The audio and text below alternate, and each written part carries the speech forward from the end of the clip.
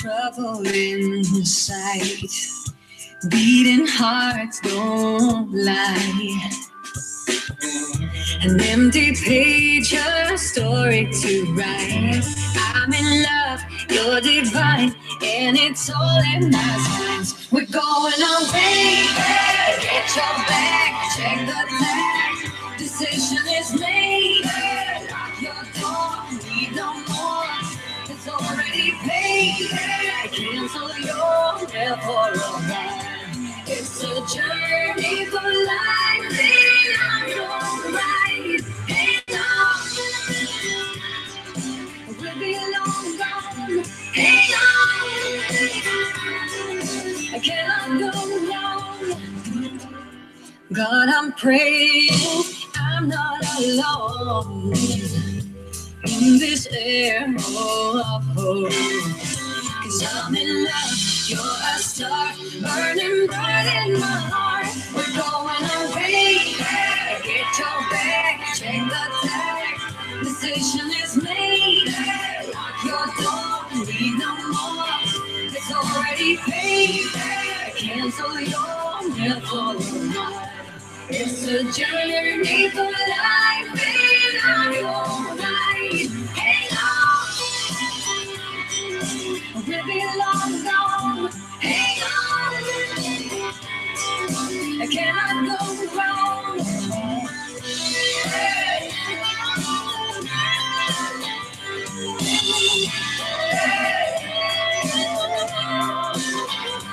Going away, I get you back, check the time. A journey for life, and it's already paid. Cancel your mail for a while. It's a journey for life, and I'm right. Hang on, we'll be long gone. Hang on, I cannot go wrong. Hang on, we'll be long gone. Hang on, I cannot go wrong. I'm praying I'm not alone in this air of hope. A journey for life.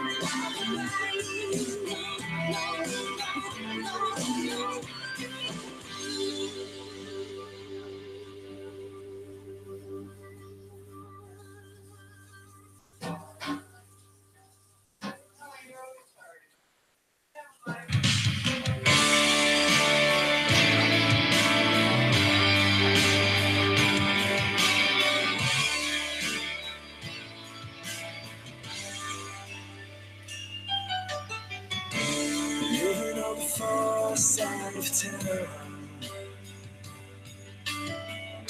sharing a dream with anyone. She's made it through heaven, she's made it through hell. It's just another story to tell. Have you ever felt you're missing the dream? Have you ever wished your love? It's like the movie on the screen, filled with heartbeats and fights through Hollywood nights. Making up the bar queen for it being glorified, the place she belongs. It's just another story she tells. Have you ever felt you're missing the dream? Have you ever wished your life was like the movie on the screen, filled with heartbreaks and fights through Hollywood nights, through Hollywood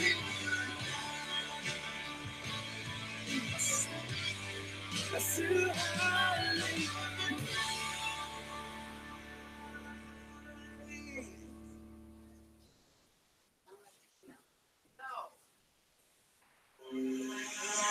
You're like a circle that floats around me, keeping me safe and sound. And when I fall, you tied a rope to me.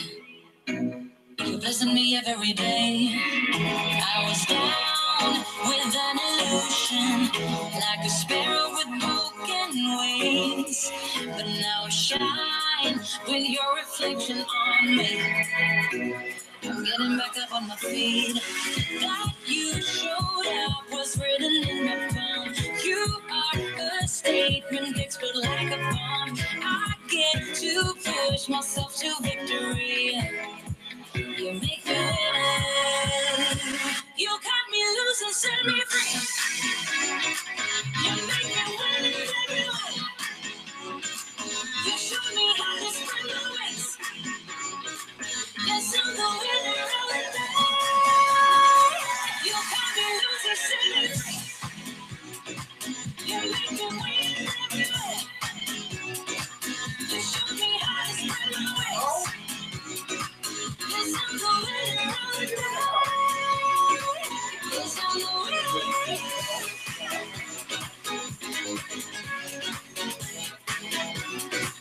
Yes, I'm the winner.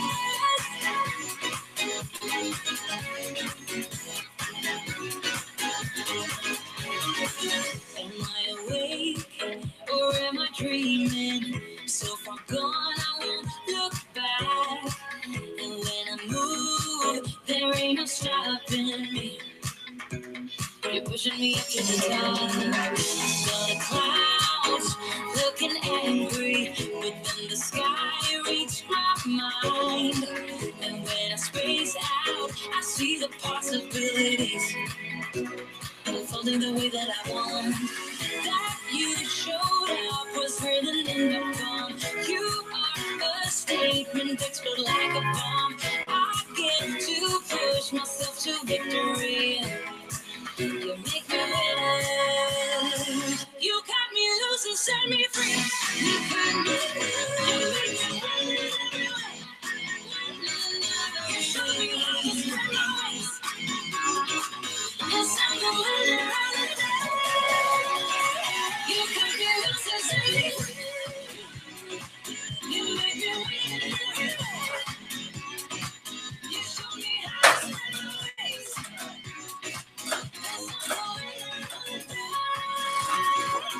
Are you driving that train, buddy?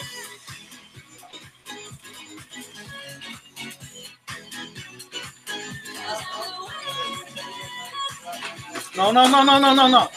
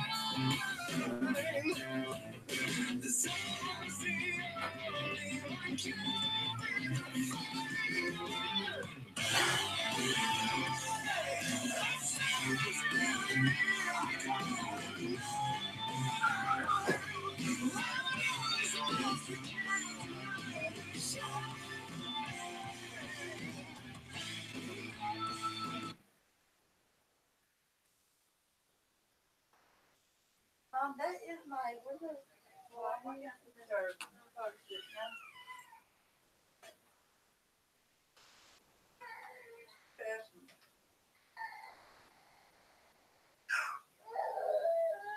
Hi, Andrew. Hi, buddy. You open his door?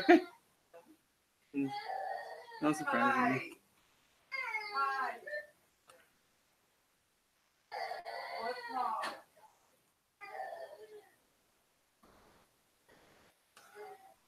Why are you crying so much?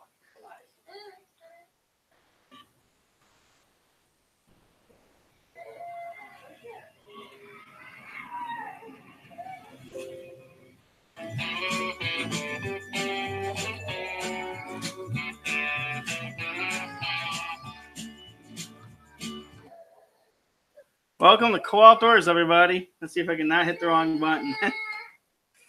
Let's see who we got in the house here. Oh, awesome. We got lots of people in here. Lots and lots of people.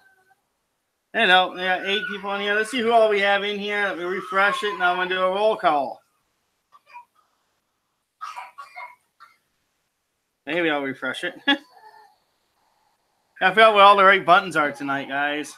Having problems finding buttons. Jimmy Wilson's going to be calling in about 10 minutes. So let's get some little things done here. Right now we have A&J Outdoors, Andrew Fisherman, Brown Tom Fishing, Cod Fishing 180, Size Detecting, Fishing the Mitten TV, Horses Shop, Ken's Vlogs, Serving from My Home, Lacey, and Explorer Fever.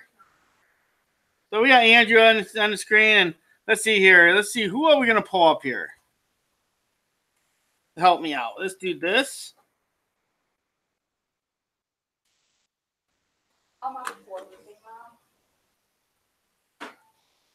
And we're going to give Mike a link so he can come up here.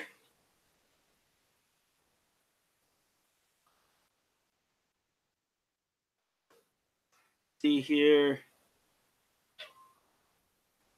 Doing lots and lots of stuff here at one time.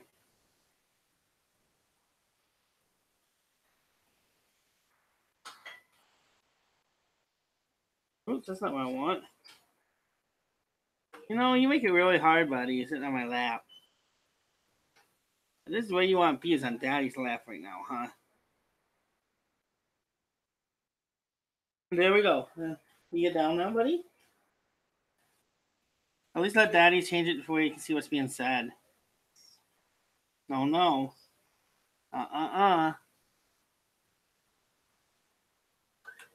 There we go. Hey, so how's everybody doing? Shannon, tag. Shannon, tag. I get it. A&J Outdoors. We have so many great channels in here, guys, and so many great supporters. I have finally done it. I've hit my monetization. I want to thank everyone for supporting me. We have 9 minutes till I'm going to call Jimmy Wilson, and we'll have Jimmy Wilson on the actual phone. So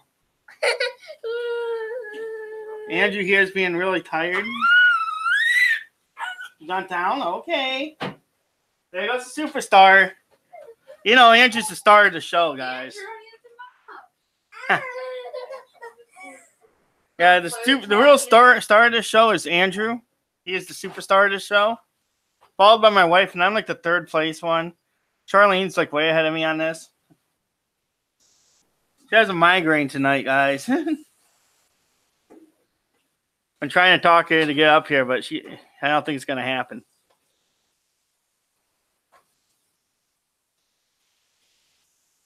Oh, where's Drew going? So let me check all my other things I have going on in the background here. Buddy, please don't let the pad off. I need it. Let him charge me for. You want me to mop? If it makes him happy, you put him for it. So we're going to be talking about how to fish to pre-spawn today. And we're going to be talking with an actual FLW Pro, and he knows his stuff, guys. So bring all your questions, because at the end of the interview, we will take questions from the pro, and we're going to test his knowledge. We'll test our knowledge. And you see all these little sponsors up here? Those are our pros, Jimmy's actual sponsors, guys. If you guys need new line, make sure you check out P-Line. P-Line is some of the best in the market. Andrew, don't do that. Don't, buddy. Chemicals on. Hey, Turtle Creativity's in the house, everybody. You're eating chemicals. Oh. There's chemicals go in that pad to clean the floor. Yeah.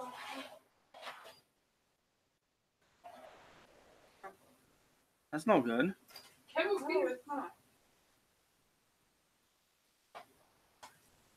So we have Roppers Fishing in the house, everyone. Lots and lots of great channels coming in.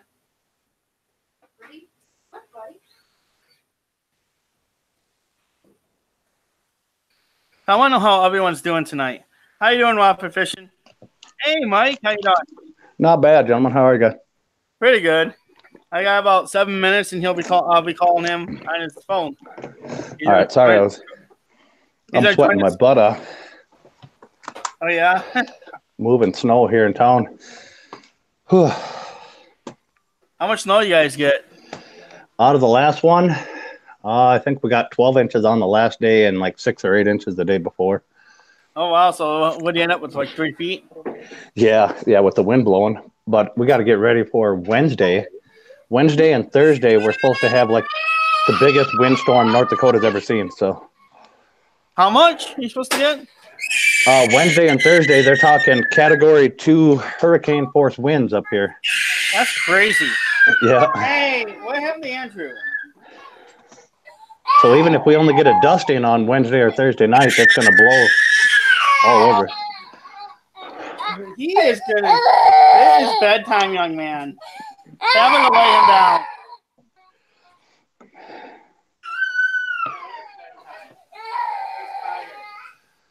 Whew.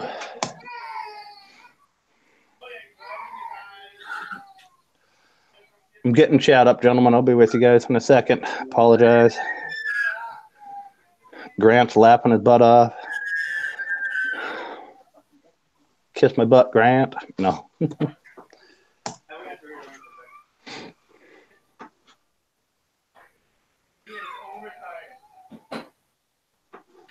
Mr. Andrew is overtired. Oh, yeah. And fighting his sleep. It sounded like it. Oh, yeah. It's one of those days. Yeah, we have about 5 minutes, and I'll be calling him, or he'll be calling us. It's one of those two. Whew.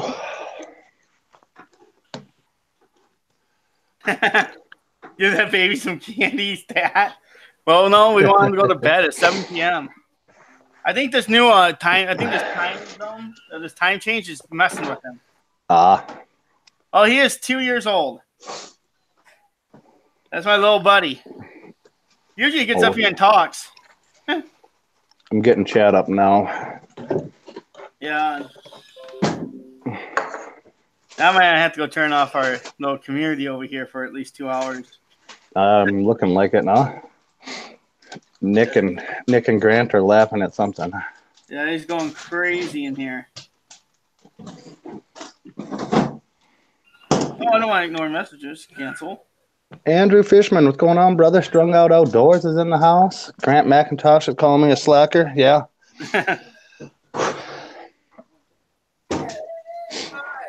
Ooh, Whopper Fishing's going to have a baby boy in May. Oh, yeah? That's what he's saying there. I'm wishing him luck. A&J Outdoors, how are you, big guy? Good to see you, John. Shannon Naylor, tag, you're it. Hey, I already tagged her when she came in.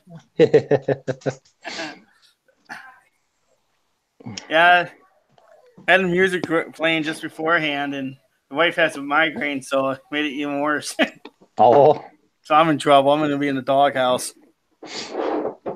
Fish in the Mitten, how are you? Let me make sure I got everything open up here. Oh, here we go. Hello, you're on air with Kohl Outdoors. Hey, it's Jimmy. Hey, how you doing, Jimmy? So good, man. How are you?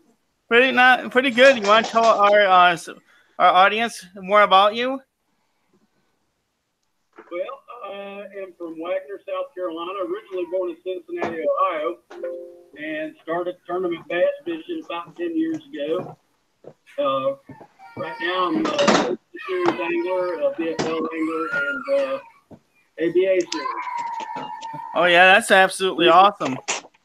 So, what we're going to cover today on the show is we're going to basically call the what's going on at this time of year in most places in the country. We're going to talk about the pre-spawn bass fishing. Can you turn the phone call up a bit, Derek? I can.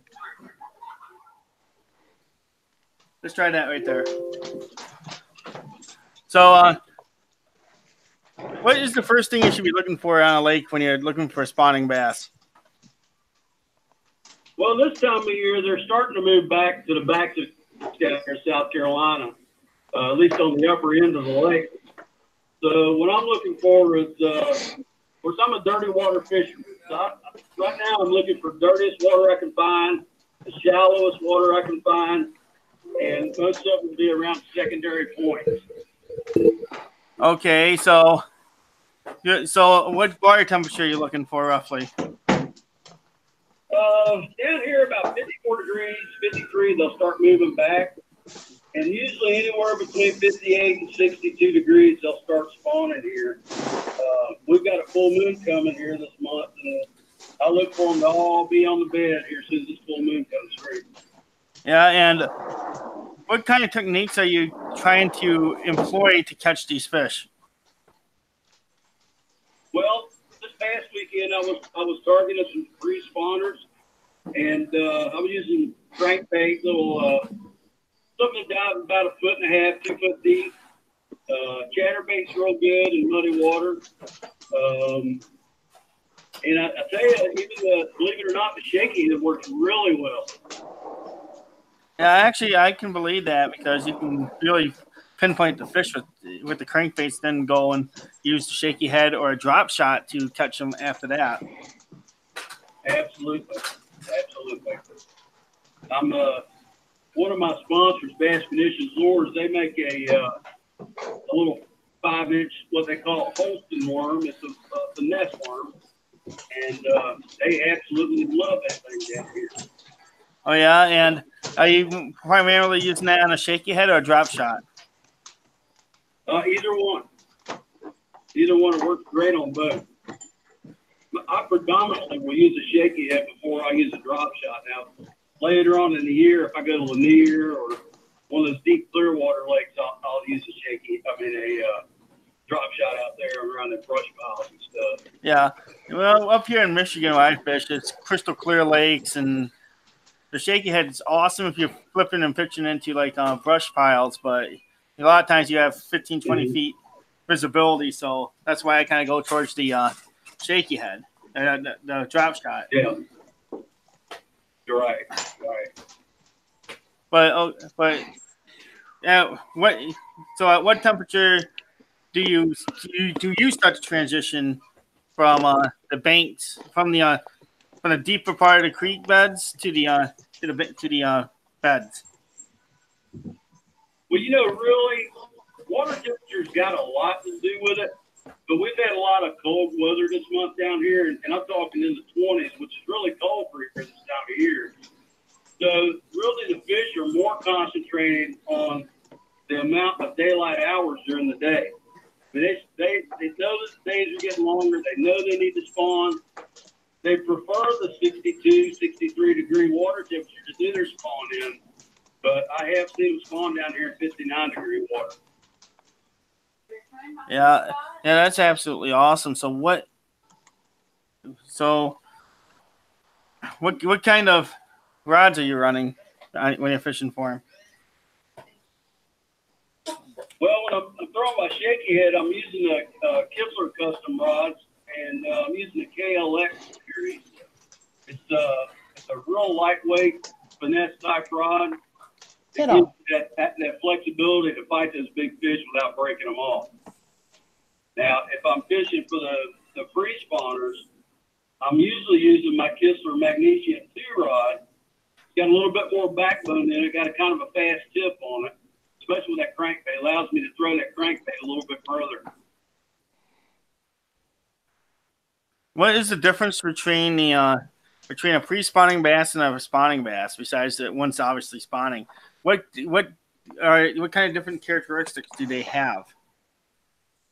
Well, the pre-spawn bass, they're trying to feed up because they're going to go up there and spawn, and they're going to consume all that energy spawning. So they're trying to get as much calories in their body as they can get in. So they're real aggressive on the pre-spawn pattern. Now, once they get into the spawning pattern, typically you'll have two fish on a bed. You'll have a male, which he does most of the guarding of the bed, and then you'll have the female doing her thing.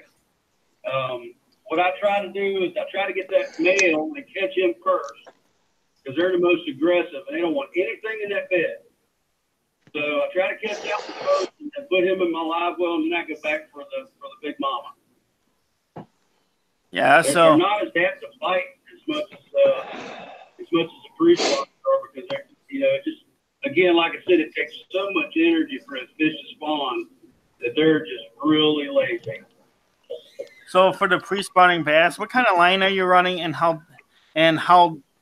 what pound test are you running most of the time?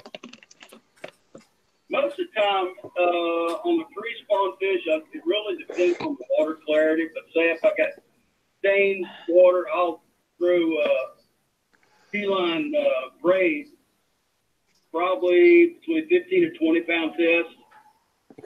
Sometimes I'll run a 10-pound fluorocarbon leader on it.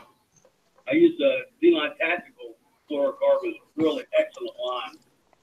And then spawning time, if you're spawn fishing, obviously the water's going to be pretty clear because you're sight fishing. I'll try to use as light a line as I can get away with because I don't want them to see that line. I want them to see the bait. So are you prefer? I was going to say if I'm using that fluorocarbon on the spawners, I'm usually using the P-line Tactical. It's a Japanese fluorocarbon, which is really, really small versus most fluorocarbons. So what kind of baits are you using for those spawning bass? For the spawning bass, I really lean more toward lizards. Depending on the mood of the fish, I have found white lizards down here work the best. But they'll bite the greens and the pumpkin seeds as well. And I also like to throw, it looks like a little crawdad. It's called a mud bug. It's also another bass condition lure. It works very well too. But color really it depends on the water clarity. More than anything, it depends on the mood of the fish. Yeah, and I know one thing which I love to do is I love to put them on a shaky head, those lizards on a shaky head, or put them on a drop shot for their heads always down, because it makes it look like they're aggressively feeding on the eggs.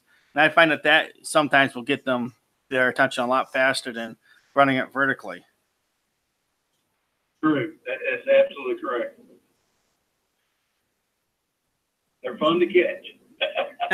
Oh, yeah. They can be extremely fun to catch. And a lot of times, your biggest bass in the year is going to be caught in the very beginning of the year. Right. That's right. So we caught some really good-sized fish this year already.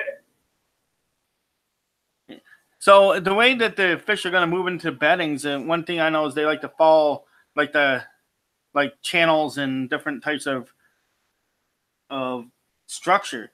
How do you find that they relate to structure as they're moving in? They're really they use those creek channels and little ditch channels just like we use the interstate. That's how they get back and forth, and they'll do it every year.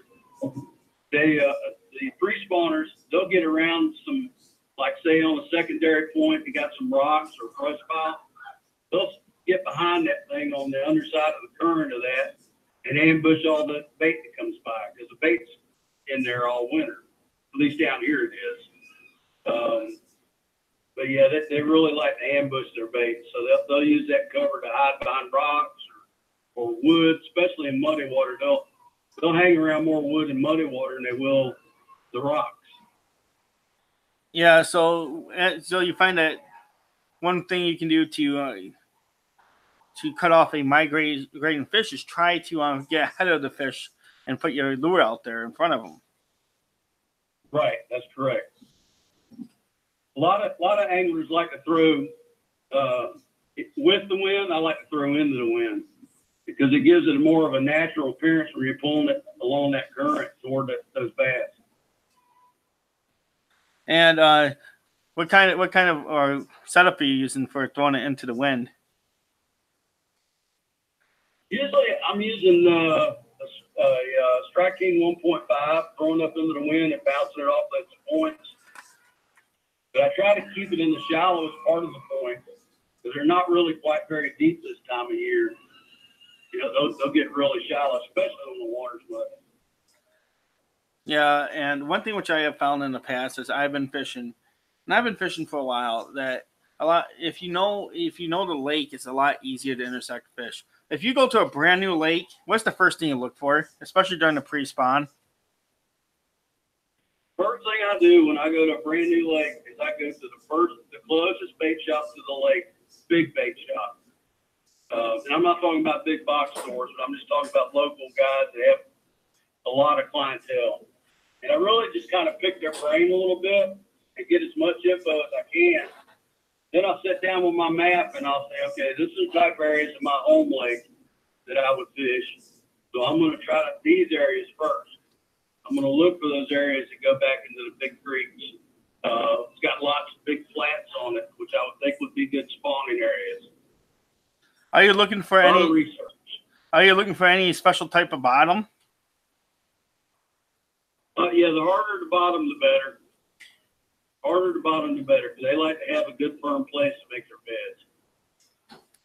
So, are you looking for timber? Are you looking for rocks, or where exactly are you looking for? Because I know a lot of times when I'm fishing, I'm looking for a hard bottom next to a timber field, preferably.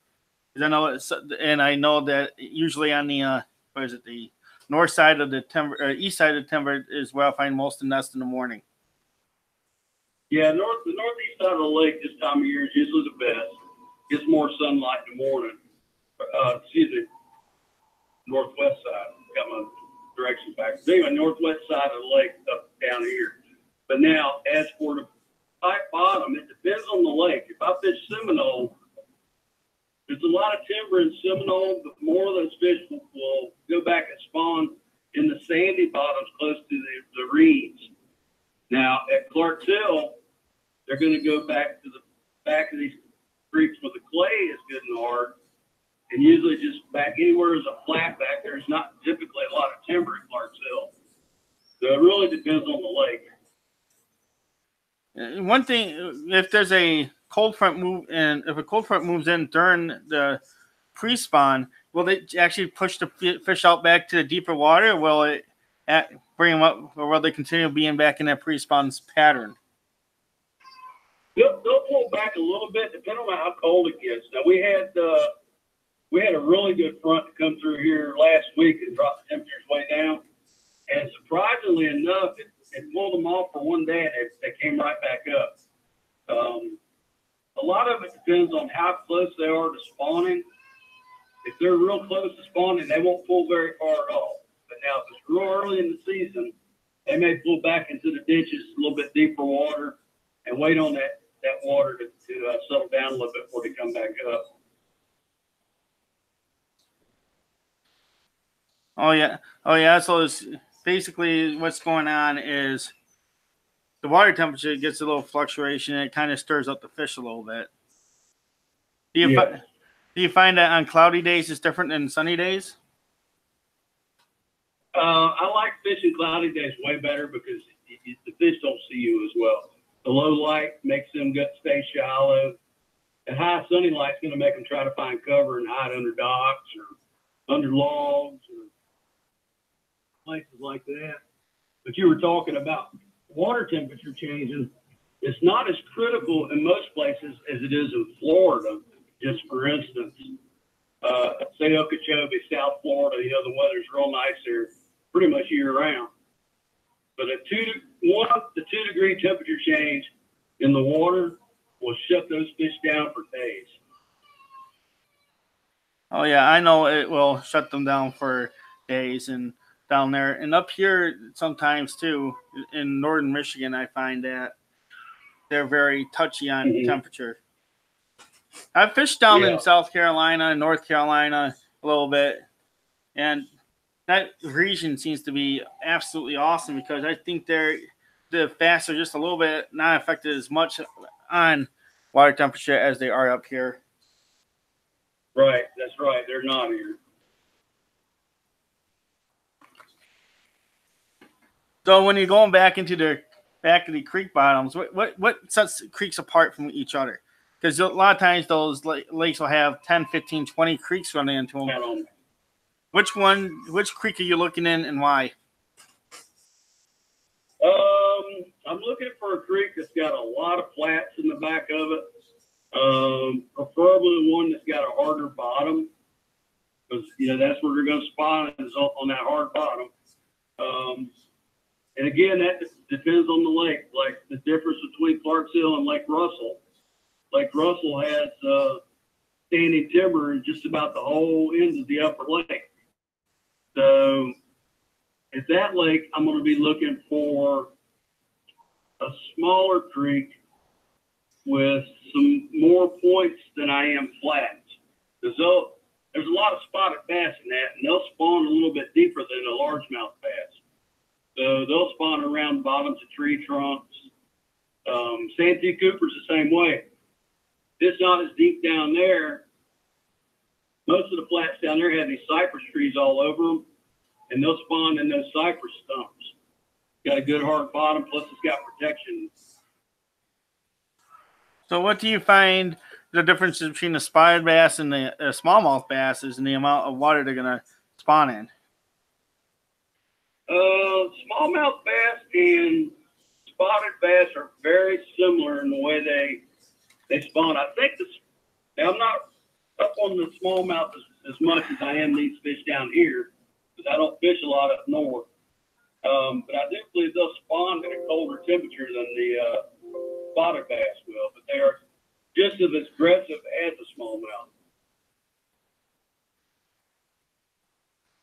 So what's your favorite crankbait you're using when you're trying to locate the pre-spawn bass?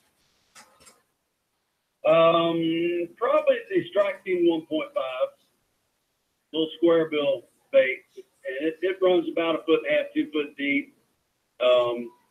Again, it depends on water clarity. Right now, we're using orange colors in these waters down here because they're so muddy. But I also like the sexy shad color. That's a good color as well. So after they start getting onto the beds, how do you approach the fish that's sitting on a bed? Are you trying to come up from the? I know for me, I don't want my shadow going over the place I'm casting, so I always try to come from a direction where the my shadow is being directed behind me. Is that basically?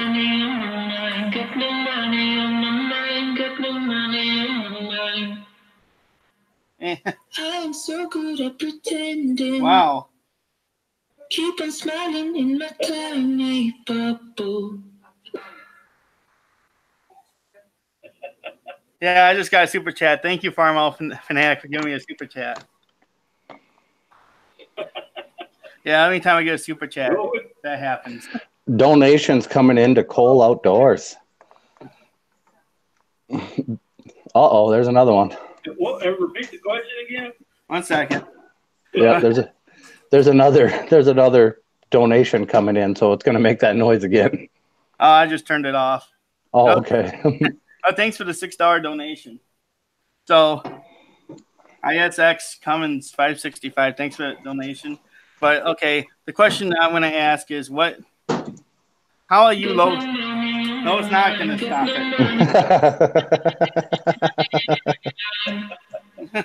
it. So good at pretending. Keep on smiling in my tiny bubble. Okay, so yeah, that's just a little bit of fun. Okay, but how does that gonna work? Okay, okay. So when the fish are on the bed, how you approaching the fish? Are you trying to keep your shadow? Are you paying attention to your shadow in the wind? How exactly do you approach a bedding fish? The ideal situation, what I like to do is when I pre-fish a tournament, I'm going to spend most of my day idling around looking for beds, looking for fish, looking for cruising fish. So I find a bed, and I mark them on my GPS, and come tournament day, I will stay as far away from those fish as I can, yet still see them. Of course, the key to seeing them is having a good pair of sunglasses. And, of course, I use 9 optics, and, man, I can really see in that water good. But you're right. You don't want to get your shadow in there. You don't want to come up on them real fast. I kill the big motor way ahead of before I get to where the beds are. And I'll troll into them, get far enough away where I can still see them, and then drop my talons down and go at it.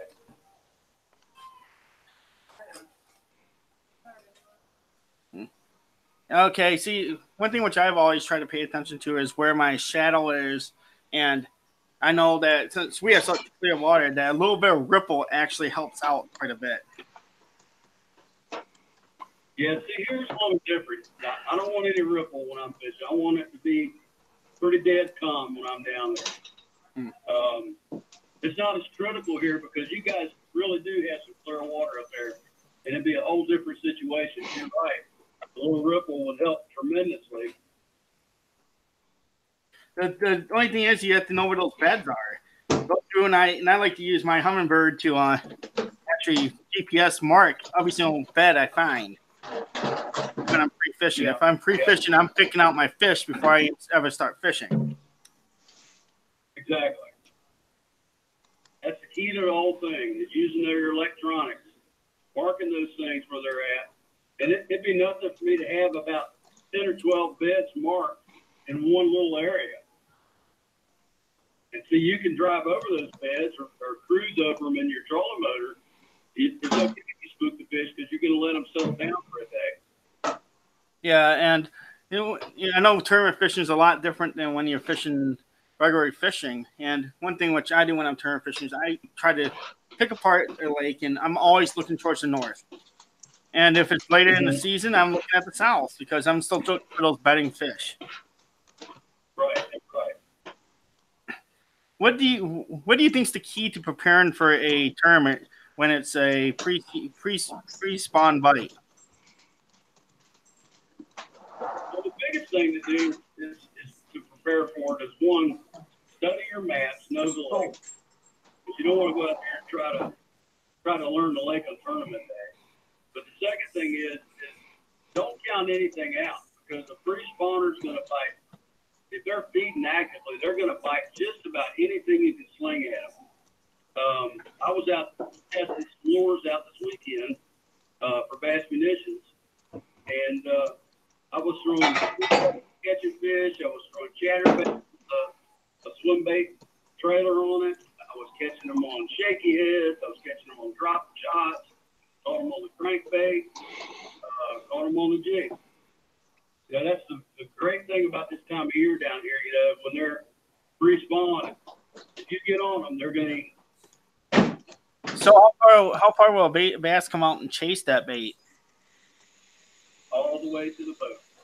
That's absolutely awesome. So every second counts when you're casting. Yeah, matter of fact, I caught one in a tournament last week on 1.5. I threw that thing out and had it almost to the boat and was getting ready to pull the lure out of the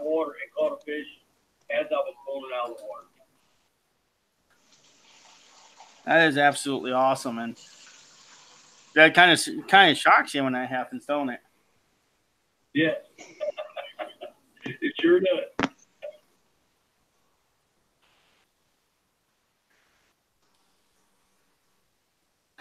Here comes another super chat. Thanks, Low Budget Bassin, for that $5. Yeah. Yeah, I might have got it turned off now. Right. So we're gonna open it up for questions from the audience, and then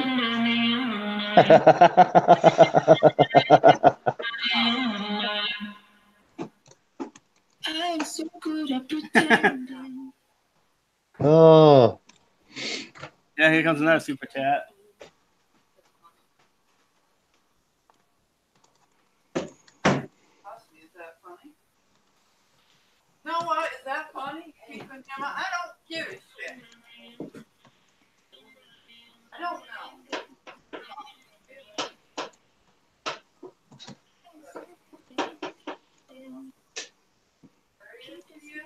there, I think he might have got it shut off. I didn't find that funny. Two of them came in, Wow. and no music. Yeah, that's crazy. Yeah. Okay, so let's look for questions. Any questions for the audience? No questions yet from the audience at all. Wow. Done a very good job today. Yeah. There was one on how we fish is different between ponds and lakes. That's all. Difference between ponds and lakes? Yeah, Yeah. how do you fish your bass difference between the smaller ponds and the lakes? Well, you get your biggest bass out of a pond for sure, because they don't have any pressure on them or near the pressure. And really, you'll still apply the same techniques looking for them. It's just going to be, you just won't have creeks. You'll still have some ditches or some depressions, but a 6-inch difference in a bottom in a pond is a big deal. So you'll still want to look for those flatter, harder areas, and that's typically the same place they'll spawn in the ponds. Well, if there's no more questions from everyone in the audience, we're going to end this a little short tonight. And I want to thank you for coming. It was an honor to have you on my show. Yeah, well, it was great meeting you, Jim. And maybe one of these days later this summer, we'll get you back up here and we'll talk about the deep water fishing during the summer. I'd love to do it. And just want to remind everybody to go to my Instagram page and my Facebook page, Jimmy Wilson Fishing, and like it and follow us along. And next year we're gonna move up into the BASS Open Series next year. Oh, That was awesome. nice. That and pretty excited. Well, I want to thank everyone for coming today. I'll talk to everyone later. See you, Mike. Thanks for coming up here and helping me. Not a problem. Thanks. Nice meeting you, Jim. Sure thing. You guys have a good one. Yeah, and I'll go over to Instagram and get you right now. Jimmy Wilson Fishing. Yeah. All right. Thank you, Jim. Thank you. Thank you, guys. Derek. Have I'll a talk great to you evening, later. guys.